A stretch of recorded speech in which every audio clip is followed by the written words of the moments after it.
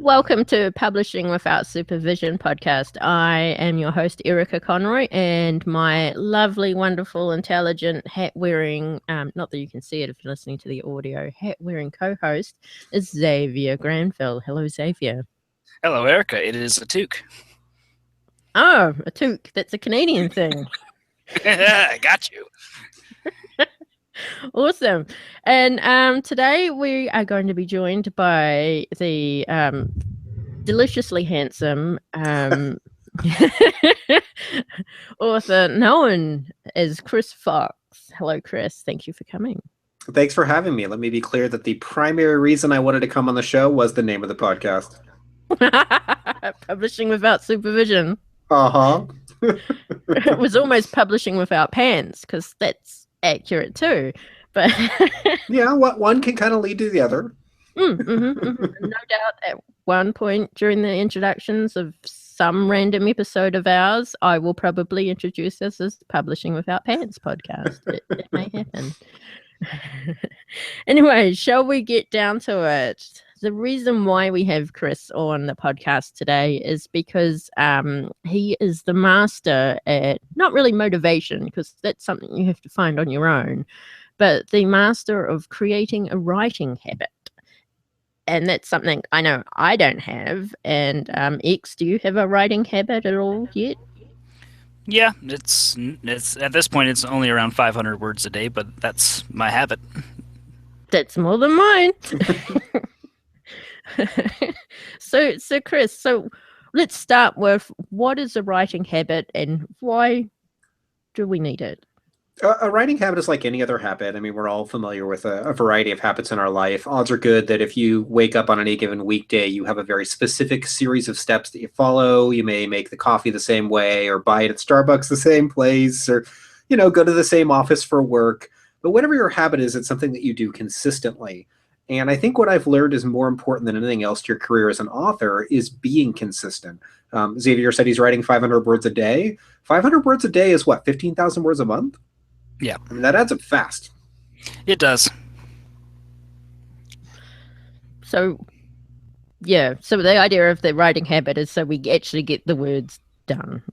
Exactly. I mean, we've all got great words. We've all got crappy words. There's going to be some mix. And hopefully as time goes on, we get more of the good and less of the bad. But the only way to get there is to keep writing. And so if you can get your butt in that chair every single day and be consistent, that's what's going to be the foundation of a beautiful career in the long term. Okay, so we've got our butt in the seat. How do we get started? Well, the first thing I'm assuming is that you already know kind of what you're going to write. So hopefully you've brainstormed a book or a piece that you're currently working on. If you already know roughly what you're going to write, I usually start with a paragraph or two that I don't count the words. It's kind of brainstorming the chapter that I'm about to write, and make sure that I sort of know what the scene is and can play that movie projector in my head. And then and only then will I start the clock and start writing the words in that scene. So it's about knowing ahead of time what the subject matter is, so that you don't get, kind of halfway through a scene and then just stop and chew on the end of, a pencil while you try and figure out what the next word is. Oh, a pencil. Do people still have pencils? I have an Apple pencil. It goes with mine. Oh. I was just picturing like Apple just making pencils for the sake of making pencils. So I guess if it comes down to just being productive day by day, what happens if you miss a day? What happens if you miss a week? What happens, how do you get back on track, I guess? So what I do is I kind of cheat. I use propinquity, which is a word that I talk about in the book, Lifelong Writing Habit, which is the study of how time and distance affects human behavior, or in English, how small barriers will alter your behavior. So what I do is I set reminders on my phone that will ping me once a week, once a month, once every 6 months, and will ask me whether or not I'm doing certain things. So when I started really trying to lay the foundation for the writing habit, I would get these automatic technological guilt trips that would say, hey, Chris, are you still writing? Hey, Chris, how many words did you write today? How many words have you done this month? Is the great pack finished? And that sort of prodded me to get me back in the chair. Just the simple act of being aware that you're supposed to sit down and write every day once it becomes a habit, you don't really think about it. So if you do miss a few days, you're kind of eager to get back to it, in my experience. Yeah, So that's a good way to. How long does it take to form that habit? So scientists will debate this pretty heavily. There is a book called The Power of Habit, which claims that it is 3 weeks, and I've heard that number over and over. So that's usually the one that I quote. It can happen a little bit faster, or it can take a little bit longer, depending on the emotional investment you have in that habit, like how kind of desperate you are to get that habit set up. If you're really desperate to make a change in your life, it'll probably happen sooner than 3 weeks. Mm-hmm. Mm-hmm. That's what it comes down to, isn't it? Is it desperate? I mean, I guess what it is a lot of people have motivation of, oh, I need to pay my bills. I don't have that motivation because I'm supported by my husband. And while he might prod me every so often, I don't really feel that guilty. It's amazing how, you hear the saying that, necessity is the mother of invention. If you don't have to push yourself and you don't have to push your boundaries, it becomes really difficult to move forward. And the only way I've found to do that is to raise my standards. So to say, okay, it doesn't matter whether I need the money or not, I'm a writer, and I'm going to be in that chair every single day writing those words because that's who I am. Okay. Are you a writer, Erica? Yes. Good, that was the right answer. Oh, good. Yay.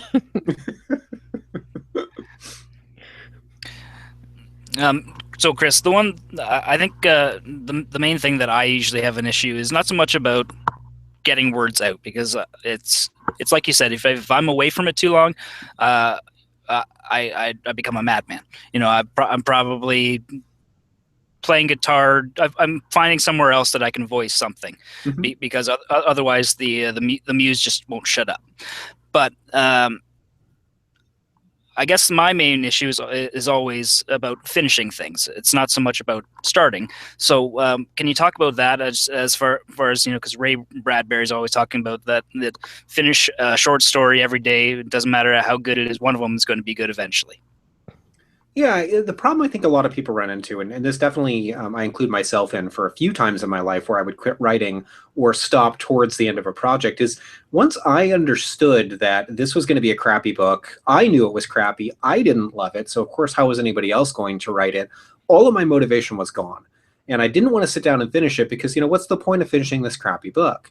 And then I realized this book is a necessary step on my journey as an author. So for me to get to a point where I'm going to be the kind of author I want to be, I've got to take those baby steps. I've got to have the training wheels. I've got to write the bad books. So if you can look at it like this is something that I have to get out to get to the good words, it makes it easier to finish those projects. You're not as invested in that particular piece. You don't, get kind of caught up in the, oh God, this has got to be the best novel ever. It doesn't. It just has to be the next novel you finish. Darn it, that makes sense. Well, he does write these nonfiction books for a reason, and they do sell for a reason. So he does have to make sense. So I know. Once we've managed to daily get our butt into the chair and maybe achieved 500 words or so, how do we improve on those 500 words a day?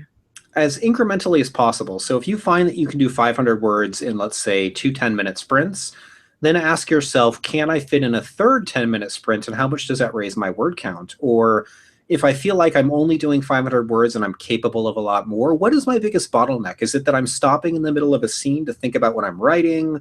Is it that I'm just not a very good typer? Kind of identify what's holding you back or what is the least efficient part of your process, and then fix that. And if you keep kind of making those small tweaks to your writing habit, you'll find that you write for longer. It's like a muscle where it gets easier to write for longer stretches. And the same words will take less time for you to write. So if maybe you're only doing 500 words in 10 minutes, in another month, if you keep practicing, you might be at 700 words in that same 10 minutes. So practice makes you faster, essentially. Deliberate practice, yes. Deliberate practice. Okay. X, do you have a question for Chris?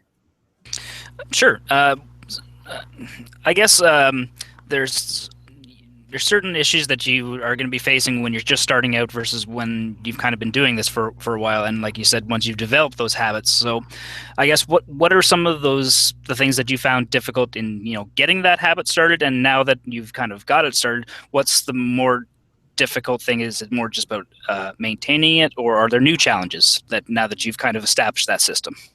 I think there's always going to be more challenges. Things are somewhat cyclic in everything I've done in my life, from programming to writing.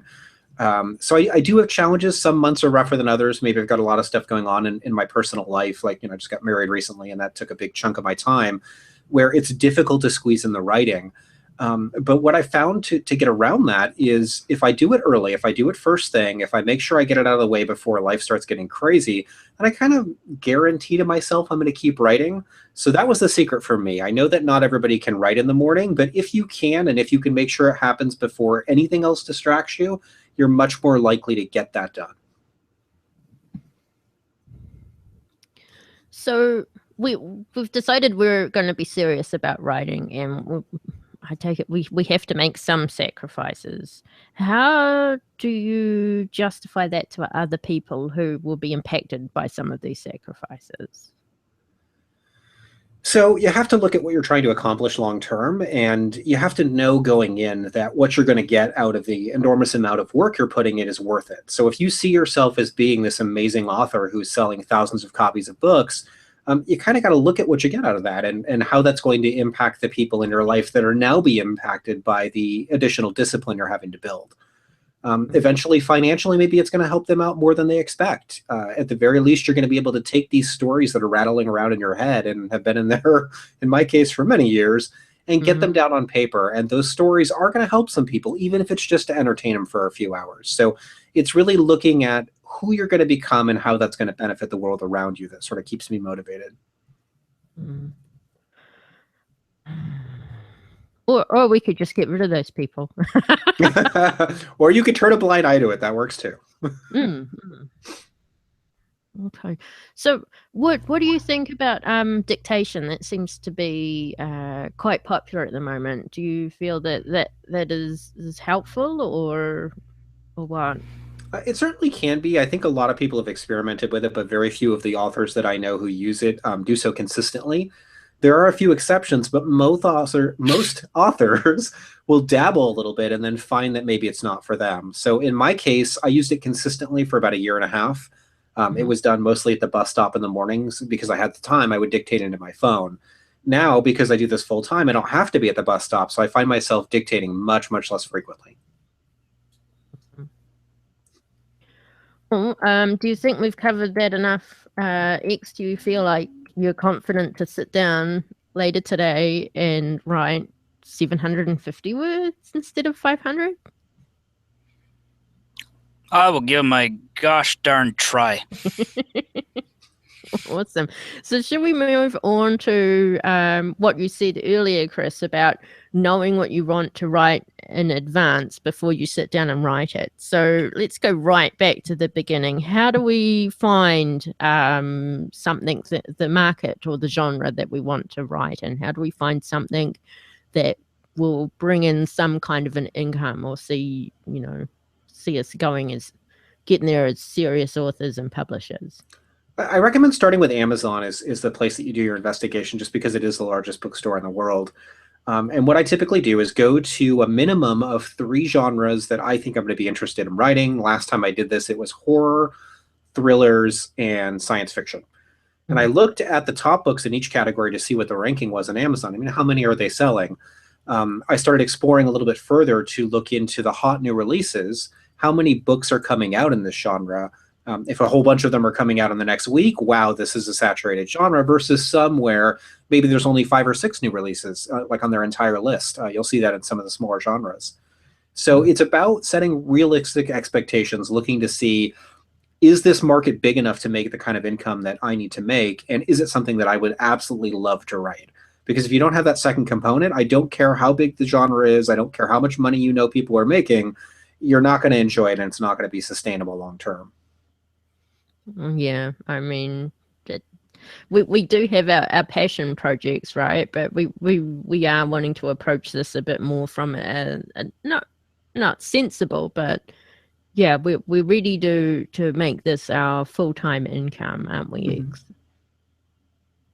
Yeah, like that ultimately should be, or it usually is the goal for most people, and definitely is in my for my personal goals is to eventually be working away from where I'm at in the video field to be writing full time. But like you were saying, it's all about the day-to-day execution of it, and the transition might take it'll take just as long as it takes to take, you know. Yeah.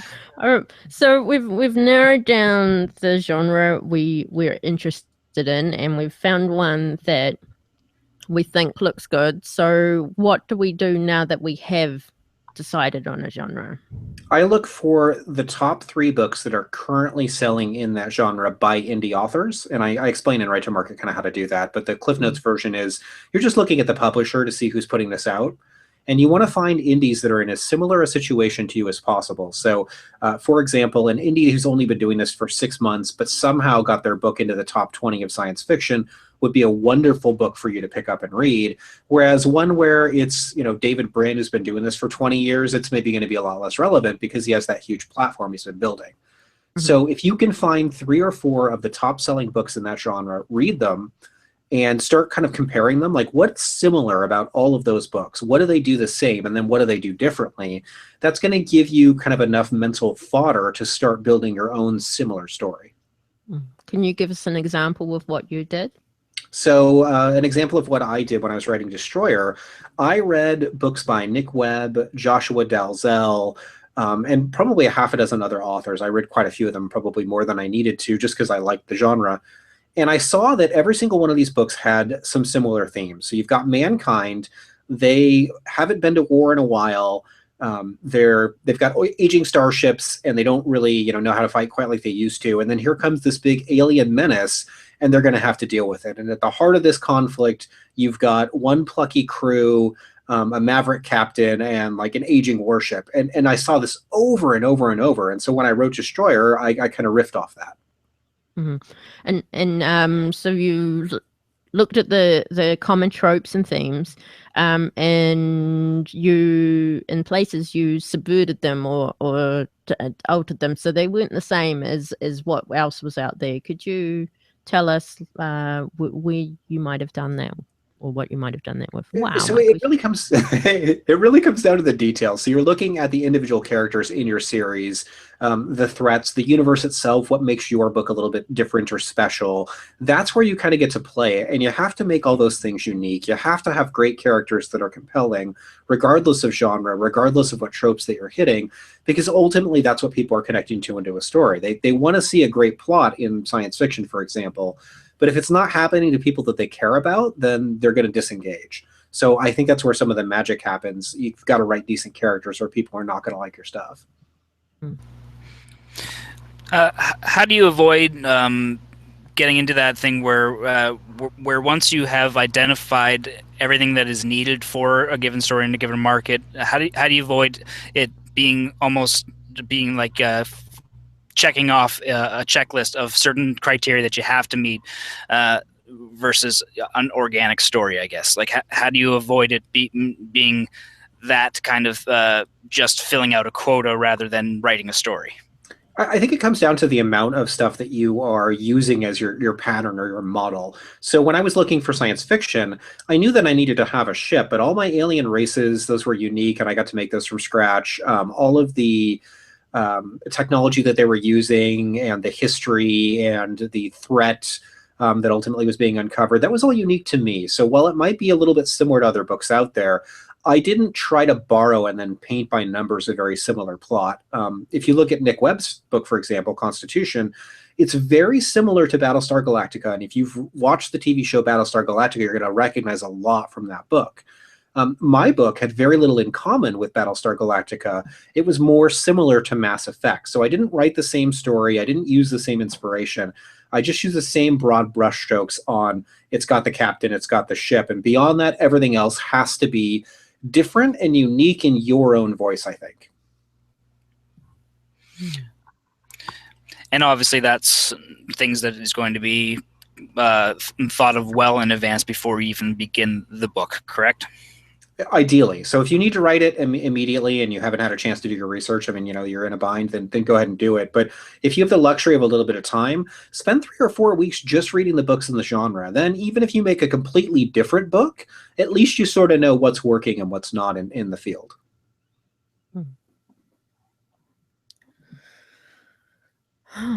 You're so good at answering concisely, Chris. I get accused of this a lot. So Simon Whistler on Rocking Self-Publishing has always given me grief about that. It's almost like you get asked the same questions all the time. I kind of do. Why are you so damn good at your job? Do you think there's a way to, if you've skipped some of the, like you've already started writing something and you haven't looked at the market, do you think there's a way that you can go back and look at the market and try and rework what you have, or is it better to start again from scratch? I think you should look at the market and then assess. So if you look at the market and you realize, okay, I was accidentally hitting some of the right tropes and I think I can sort of shape this story to be what the readers are expecting, do it. If you look at it and you realize, I'm writing about a robot apocalypse and what's hot right now is space battles, maybe you need to make a hard choice and start over. I do think that a book that you're kind of writing from your heart and not doing any market research can be extremely successful. And so if you decided, okay, I'm going to finish this book even though it's not written to market, the marketing can still be done. If you can find the audience that's going to like that book and you make sure that your cover sort of screams what the topic of your book is, then you might find some success. In my case, No Such Thing as Werewolves was not written to market, but the cover that I got and the genres that I aimed it at, I think they really resonated with that cover, and so it did well anyway. Awesome. Eeks, do you have anything?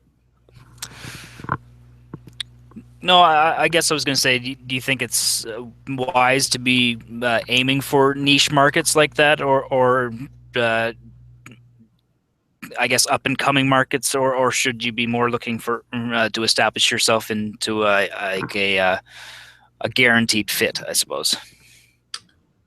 Everybody's risk tolerance is different. If it was me and I was coming into it as a brand new author today, I would be looking at genres that are not currently popular.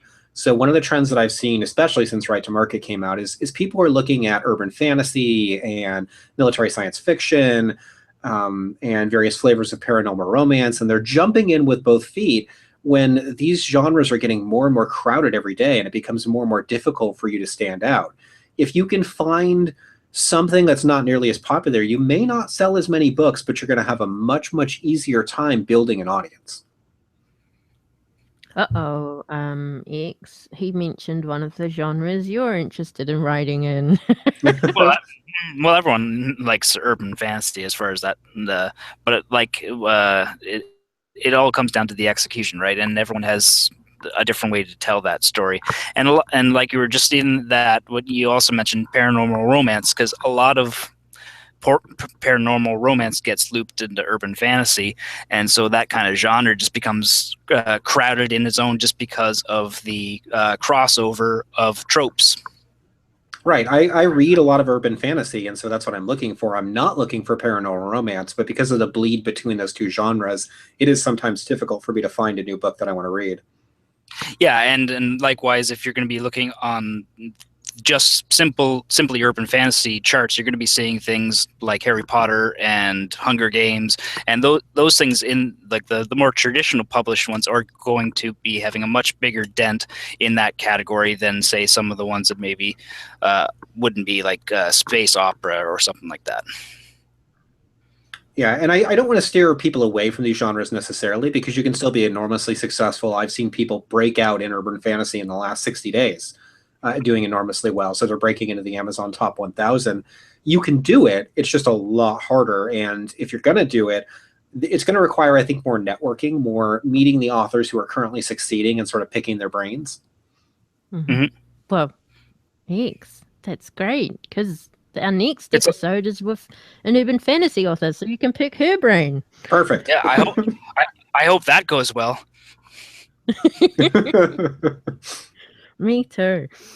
So, obviously, as indie authors, we can write and produce books on a much faster basis than the traditionally published ones do.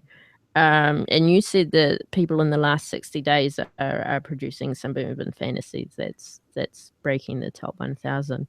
But how often do you think we should be releasing, especially if it's a series, in order to keep our momentum going? Every 2 months. That's So very that sounds decisive. that sounds very brutal. What I would do if I was releasing, and I will do this for my next trilogy, I'm going to release book 1 and book 2 on the same day, and I'm going to release book 3 exactly 30 days later. If you can't manage that pace, and I couldn't with the Destroyer trilogy, I'd put out a book every 2 months. So what I did is I put out Destroyer, everything was great, and for the first 60 days, it did amazingly well, but then my numbers started to drop off when I fell off the 60-day cliff. I put out the sequel, that sustained me for a while, but I made the mistake of waiting 3 months, 90 days to get the third book out, and that last month was my worst of the year. Okay, so it's essentially keeping yourself fresh in readers' minds, being on the hot new release, and that is the reason for the every 2 months. I just want to add to that I think some genres have a shorter cliff life, like especially in romance, that can be instead of the 30-day, 60-day cliff. In some instances, you're probably looking at a 7-day, 14-day cliff. But I'm not saying let's write romance really, really quickly all the time, like every 7 days. I'm sure there are some people who can do it, but there might be a little bit of wriggle room in your 2 months, depending on the genre. Yeah, I would agree with that. Wow, I asked a long question and he said just like 4 words. Five. Sorry, I had to use my fingers to count. X, do you have anything else to ask Chris before we wrap this up? I guess to anyone just starting out, or what's the one thing that you would say to yourself if you were just getting started today? I would spend a lot more time reading the fiction that I want to write than even writing it in the beginning. The mistake that I see a lot of new authors make, and that I made myself, is writing in a vacuum and not really seeing what the market currently loves. Find some free time to read, and if you can do audiobooks, it's a great way to do it. I listen at the gym or while hiking. That's going to have a lot of value for your career because you're going to see how other people are doing it, and from there, you'll be able to build your own voice a lot more effectively. That's awesome. Well, I think that has rejuvenated me and my wanting to sit my butt down in a chair and actually write, not just sitting my butt down in a chair. I do that all the time. And X, what about you? Yeah, let's push for 750 today. Awesome. So, Chris, where can people find you on the internet? They can find the YouTube videos that I create for writers, marketing articles, and my books over at chrisfoxwrites.com. Awesome. And you can find Xavier and myself on the Publishing Without Supervision podcast, and the website for that is pwspodcast.com. Thank you very much for coming in, Chris, and answering all of our questions. You've been very helpful and perhaps motivating. Well, thanks for having me, Erica. It was always good chatting with you guys. Cheers. Anything you'd like to add, X, to say to our readers? Not readers. Well, we do have readers, but our listeners. Sure. Adios. Auf Wiedersehen. Goodbye. Good night, internets.